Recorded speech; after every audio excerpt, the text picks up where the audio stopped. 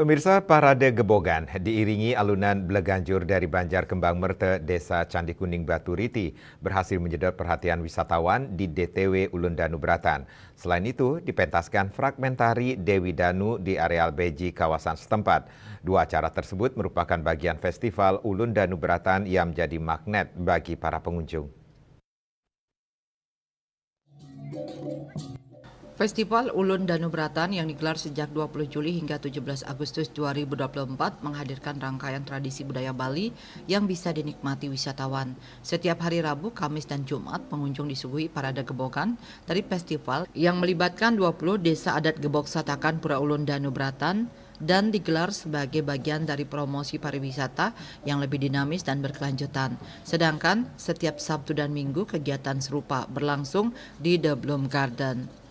Humas DTW Putu Suaryo mengungkapkan bahwa parade gebogan ini sangat dinanti wisatawan, terutama dari India dan Eropa. Festival ini sukses mendongkrak tingkat kunjungan dari rata-rata 1.000 pengunjung per hari sebelum festival menjadi 1.500 hingga 1.800 pengunjung per hari, naik sekitar 50%. Wisatawan domestik pun turut berkontribusi dengan rata-rata 1.000 kunjungan per hari. Upaya promosi pariwisata melalui festival ini tidak hanya mempertahankan kekayaan budaya lokal, tetapi juga membuktikan efektivitasnya dalam menarik wisatawan dan meningkatkan ekonomi lokal. Gelaran ini diharapkan menjadi contoh bagi destinasi wisata lainnya dalam mengembangkan program promosi berbasis budaya. Manajer DTW Ulun Danu Bratan, Iwayan Mustike, menambahkan bahwa tujuan utama dari festival ini adalah untuk mengenalkan dan mempromosikan pariwisata khususnya di The Bloom Garden yang masih minim kunjungan wisatawan asing.